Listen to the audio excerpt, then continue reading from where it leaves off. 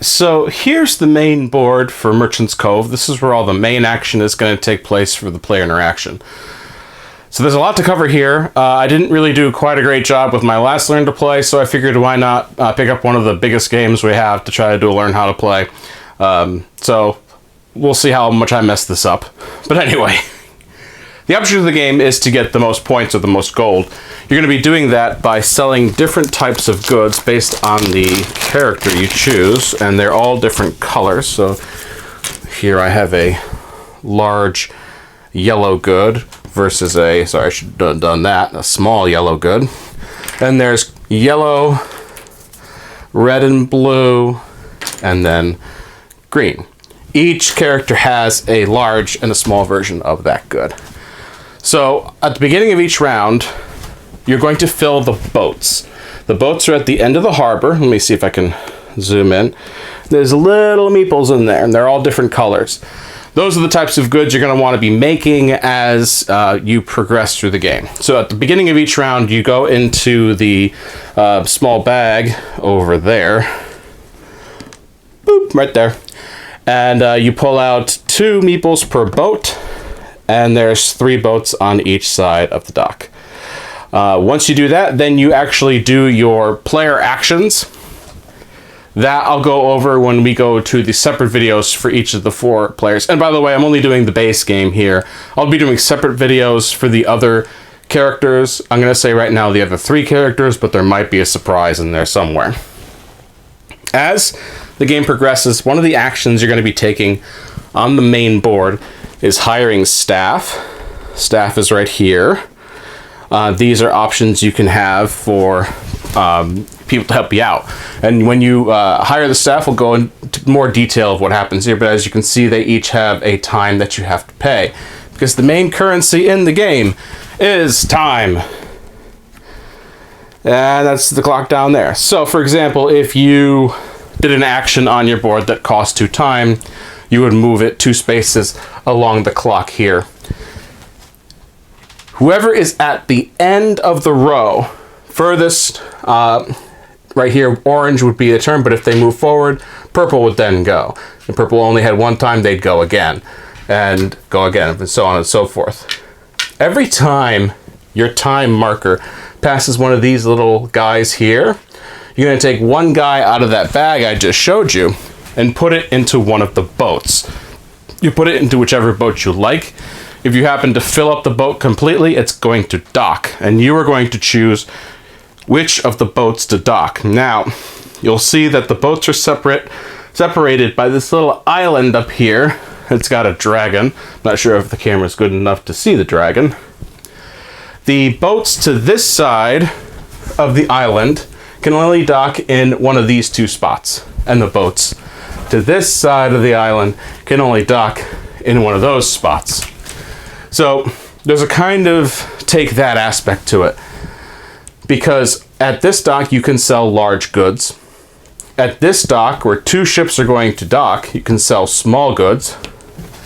And at this dock over here, you have the black market, which means you can sell either or, but you're going to take a corruption card when you do that. Corruption cards are a negative that can occur in the end of the game, but sometimes it's good to take them because you can do super powerful stuff. The front of the corruption card looks like that, and the back of it has this symbol, so this one has 1 corruption. At the end of the game, you're going to count up how many of these symbols you have in your player area, and you're going to multiply them by how many rogues are in this building over here. Each of the cards is different. For example, this is a neat little corruption card. This is 2 corruption, but if you want to discard a small yellow good, you can get rid of that corruption. There's also these corruption cards, which have this symbol here. We'll talk about that. That is a sponsorship, and it can get you points towards the end of the game. So taking corruption is not always a bad thing, but it's not a great thing either. However, you're going to notice, yes, there's one over there. I'm going to zoom in on it. Bear with me here. That there is a gray meeple in one of the boats. Now, nobody has any gray goods. Gray meeples are conditioned on the certain card that's pulled for the game. And for the purpose of this learner play, I did this card here, which is, I think this is the Cultists.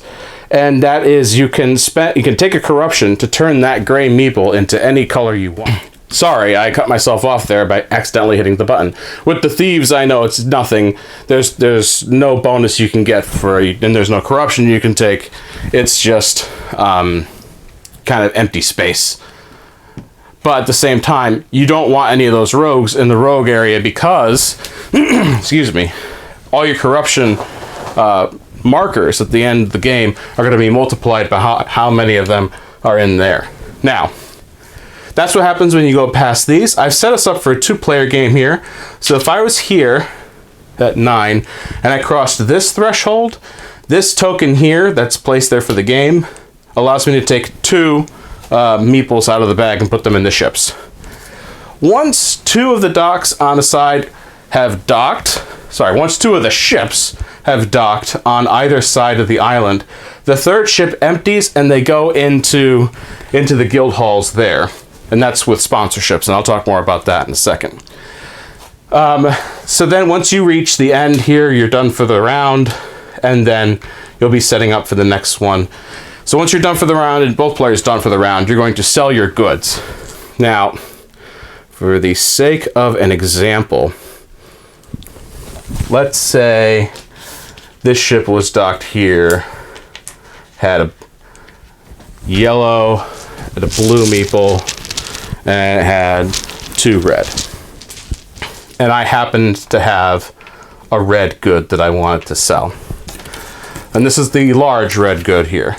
So here's my large red good, and I would sell it. It's worth 6 points times the amount of meeples that are on the dock. So this good alone would get me 12 gold on the tracker, which also means that if I had 2 large red goods, I would make 24 points because they're both 6 points each. Same thing goes for the small dock and for the black market, but you take a corruption when you sell to the black market. And I believe it's just you take 1 corruption. I don't think it's 1 per good you sell. I could be wrong about that. I probably am. How about that? Anyway, once that's done, you're going to prepare for the next round. You're going to get rid of the rightmost staff member. We'll talk more about staff in a bit. And put it under the deck here, or have a discard pile, depending on how many players you have. You might want to shuffle that. Then you're going to take one of these tokens here. They're called mouse tokens. If you look really close without a glare, come on, focus up. Focus up. Kind of looks like a mouse. So then you put it here, which means you have less time in the following rounds. However, you'll notice that there's a corruption symbol there. If I wanted some extra time, what I could do is go up here and take a corruption and risk the negative of that. But sometimes, like I said, it might be worth it to take some corruption. And then for the 3rd round, you push that up there. Once again, less time, but you can spend more time to get corruption. And then the next round will start. You put 2 people in each boat, and it goes until 3 rounds are done. And that's Merchant's Cove. Whoever has the most points at the end of the game, we'll talk about the endgame scoring when we take a look at one of the characters, is the winner. I don't know about a tie, mainly because we've never had a tie, but if you give me a second here, I'll take a look. Alright, if there is a tie... Oh, it doesn't even say anything, it just says final scoring. Players lose gold for each corruption icon. Yeah. Well, let me see if it's in here in a more in-depth section. I'm just looking at the back. If tied, the player with the most unsold goods wins. If still tied, the player with the fewest corruption wins. And if still tied, it's a shared victory. So that's everything that really happens on the main board. And now we're going to go take a look at each of the characters in the base box. I am only looking at the Chronomancer, the Captain, the Alchemist, and the Blacksmith because we have not played solo. I'm going to do a separate video for solo play. So let's go ahead and take a look at one of the characters. Alright, so here's a look at the board for the Alchemist. Sorry, I'm trying to get it center here. Okay, so one thing I want to mention before anything else is there are always 2 universal spaces on each player's board. And that is over here. the one, oh, sorry, told you I'm getting used to this. This is hire a staff, which has the time with a question mark next to it because it depends on where you found it on the board, or activate your staff for 2 time. You always start the game on activate staff. It's at least the 4 in the base box. I can't speak for the rest of it. So that's basically it. We're going to talk more about those in a bit.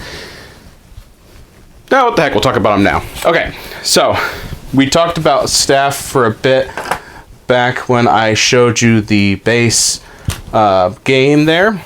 And each staff has an ability. This one actually allows you to discard corruption on that one. So what you can do is after you hire him, you're going to go over to this little sideboard that you have, and you're going to slide him under one of the 4 options, or put him right like that. Now, as far as the different roles go, these are all different with the exception of one. Everyone has, when they activate their staff, they can discard a corruption.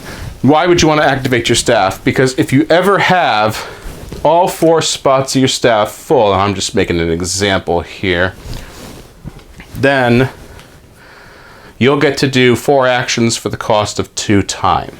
So for the Alchemist, it's putting, oh boy, it's returning 2 ingredients from any cauldron to the alchemy bag. We'll talk about the cauldron in a second. This one here is the forager. Take an ingredient from the decanter or cauldron and place it on a vacant space.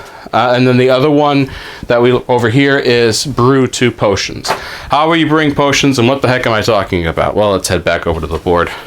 But that's basically activating the staff, and I wanted to talk about that. So the Alchemist is basically trying to brew these potions. I had used them for the example on the base, on the center board, and how they work. So what you're going to do is you're going to be collecting marbles out of this decanter. How you're going to do that is you're going to go to any of these 3 spaces that correspond to these 3 rows. So for example, I'm going to go here and announce red. So I'm going to take, I do apologize, my giant fingers have a hard time with this thing. Take the red out of there. Now, here's the thing. If a red fell into this row, I could take it. And black is wild. So I could take this black here, even though I named red, because remember black is wild. And I could take this here. Sometimes you got to give it a little nudge. These are ichor. And then you can put them in any of the cauldrons in any combination you want. So let's say I put that there and there. If at any time any of these 4 cauldrons fills completely up with black marbles, ichor, or ichor extract, we'll talk about how you get that in just a bit, it explodes. And you're going to move all the black marbles in the exploding pot over to the cauldron here. This fills up, and if you have it all the way to the top, you're going to be drawing corruption for each one. So that is, put you back up there, how to pull marbles. This one costs 2 time, this one costs 2 time, this one only costs 1, and you take a corruption. Once you're done with that, you're going to go in this handy dandy little bag with all the marbles and refill the decanter. The next thing you can do is head to this spot, which only costs 1 time. This is brewing potions, and you can brew as many as you like. So we're going to show here down at the bottom. All right, hope no one's getting sick watching this. 2 of any, and that includes a red and a black. Like I could brew this to make a small red good. 2 of any and whatever can get you a large good of the 2 of any. And then 3 of anything can get you one of these ichor extracts, and you put them in the cauldron. The purpose of that, let's put that up here now, is not only do you only have to fill 2 spots in your cauldron now, but you now have a sponsorship. Sponsorships are the one part of the base game I didn't go over. So at the end of every round, after you've sold all your stuff, you then go into sponsorships. You're going to get money based off of how many meeples are in the red area, warriors. And if you have all 4 of these, going to count up how many meeples are in all 4 of the rooms except the rogues and get that extra money per turn because you have the sponsorships of them. Also, at the end of the game, you're going to get extra points for the sponsorships on that front as well, including when you look at your staff. For example, if I still had that red one open at the end of the game that I just showed you, that would count as 1 sponsorship to 3 sponsorships. So I would take 3 times however many meeples are in the red area, how many warriors there are. Same thing goes for all of these. This is an extra corruption at the end of the game. But basically, your staff gives you more icons for your sponsorship at the end of the game. And that's the Ichor extract. Now, let's go back over to here. Put these up here because I want to show you one last thing. If a pot explodes, and there's Ichor extract in there, which is this little piece here, you're only going to take these. You're only going to take these 2 and put them in the cauldron. Ichor extract is never removed. Now, you don't want to be taking corruption in the cauldron, so you're going to eventually want to go here for 1 time. You're going to take all the marbles that are in this cauldron and put them back in the bag. I should mention that when you make a potion, any of the 4 main colors you have will go back in the bag. It's just the black marbles go into this cauldron. That's pretty much how the Alchemist works. And if you have any questions on the Alchemist, let me know in the comments below. This is just a little stand you put your goods on when you're ready to sell. So that's the Alchemist. Let's take a look at the next character.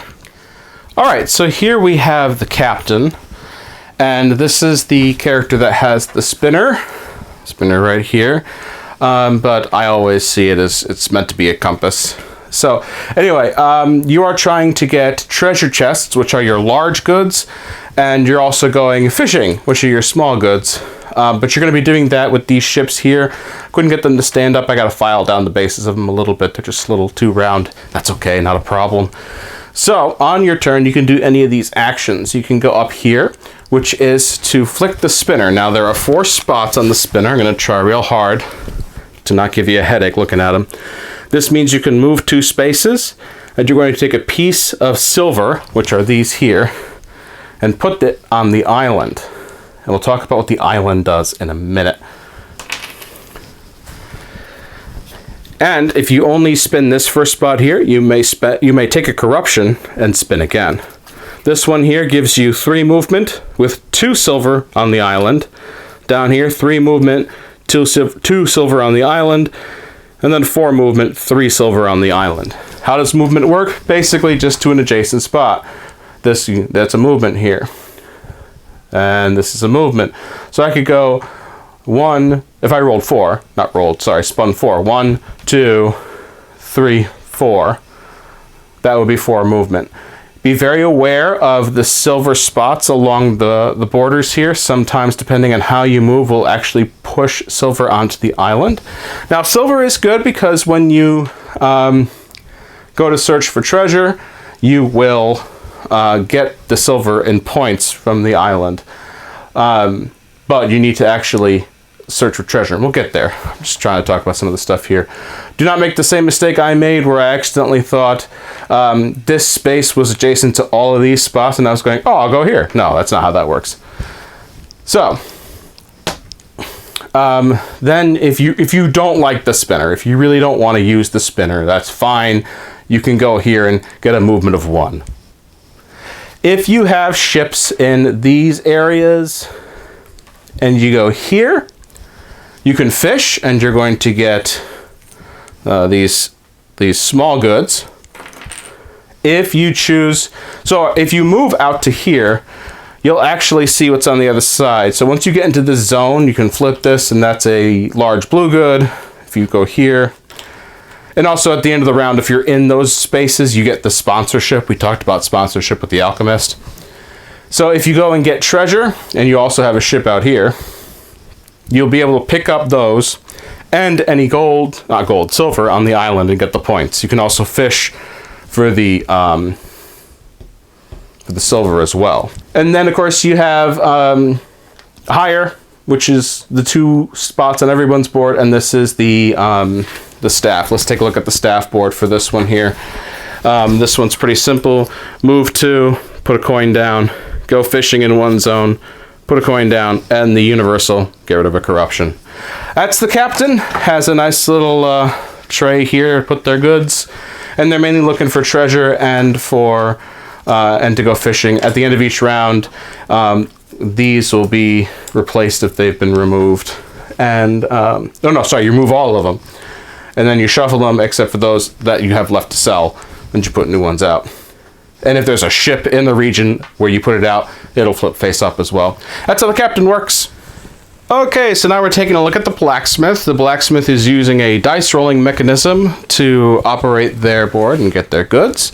All their goods are over here. So you have your standard activate staff and go higher staff, as we do on all of them. Here you may place, what you're trying to do is get certain values of your dice, and you're going to place 2 dice in the forge, and this has a spot for 3 dice. The black dice will remain. You're either going to raise or lower that based on things with your staff, and we'll get to that in a bit.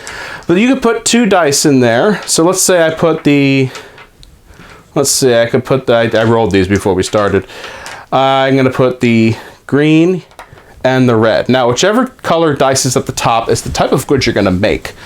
And on both sides, it might be a little hard to see them. Let me just take this out of the way. There's, this is for large goods, red and green there, and yellow and blue there. This corresponds with the numbers you're going for. For yellow and blue, it wants a 12 plus, or you can also make it for 10 or 11 and take a corruption.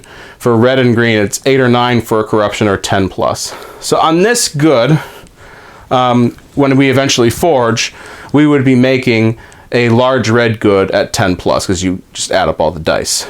And this is the same thing. This is making small goods. You're putting 1 dice in there. So if I put a blue there, which is actually pretty good, it needs to be 6 or below for blue, and I would take no corruption for that. And the same goes for that spot there. This spot means you're going to put a dice from your supply into this small spot. There's a little alcove there. When you forge, because you're preparing that for something else, when you forge, you're going to spend 2 time, and you're going to forge anything you want, and then you're going to put those to the side. So once you forge all your goods based on the numbers, you're going to take this out and any of the 4 that you'd like. So let's say I took the red out. This also allows you to gain the sponsorship. It's a little small, but it's there. And then that's pretty much it for the blacksmith. He's fairly straightforward, but let's go over what a staff does. So I'm going to come in this way and try not to blind everyone. So this is upping or downing pips by 3. Focus up on the black dice. This one means you can put 2 dice in 1 forge, forge 2 things, cancel a corruption. And that's the blacksmith. Pretty straightforward, and a great addition to the base box. Okay, so we're going to take a look at the Chronomancer. By far, the Chronomancer is the most complicated one out of the base set, but still fairly easy once you really wrap your mind around what's happening. So with the Chronomancer, you have the activate staff option and the higher staff option, but they're in your time machine. So what you're going to be doing is you're going to be moving along these spots on the time machine, kind of around, and you're going to be picking up goods from the past. And we have, like, this looks like a drinking horn. This looks like a sonic screwdriver, actually. Easter Island head. Some cool things. The assistant, from what I understand, and I've looked online, I believe the assistant moves first, and he's going to be going anywhere along these 3 spaces. Wherever you land is what you pay. So let's say he went here. He would pay 2 time and a corruption. Now let's zoom in on that. 2 time and a corruption. Now if he went here, he would pay 2 time, but the action here is to hire a staff, and he would just hire someone off the board. When you use the portal to hire staff, you do not pay their cost on the board. So it's good to get one of those ones that has corruption on it. And then, of course, the time traveler can be behind him. Now, when you get over here, has to stop, Costs 2 time to do that. You're going to take 2 frozen time markers off. This is where your sponsorships are on the board. Oh, I'm pointing at things you can't see. There they are. So these 2 little frozen time tokens, and there are your sponsorships. You may use time tokens to pay for time areas without having to go forward on the clock. When the time traveler gets here, you're going to choose a tile from the timeline here. Let's say I chose this one, and you're basically just going to push it down and then flip this and put it into the timeline. Has less cost to do things. As you can see now in the middle, for a large blue good, it only costs 1 time and a corruption. And then you're going to go back this way, and that's how you activate your staff is there. You're going to move back that way. That's pretty much how the Chronomancer works. Once you wrap your mind around how it moves, it's actually quite an interesting mechanism that you've got going. Now, as far as the staff board goes, you may exchange, you may exchange a small good for any small good. You may exchange a small good for its same larger good. You may exchange a larger good for 2 of its smaller goods and get rid of a corruption. One last thing about the Chronomancer, I'm sorry, I will say you do the same thing on these sides as well. You get the frozen tokens and then you move down the time machine and add a new tile up there while flipping that one. I just wanted to make sure I covered that from both sides. That's basically how the time traveler, or sorry, I should say the Chronomancer, plays out. These are the 4 characters in the base box. Have fun with these, everybody. Any questions you have or anything I got wrong, you know I love that. Put it in the comments below, and we'll see you next time. Bye, everybody.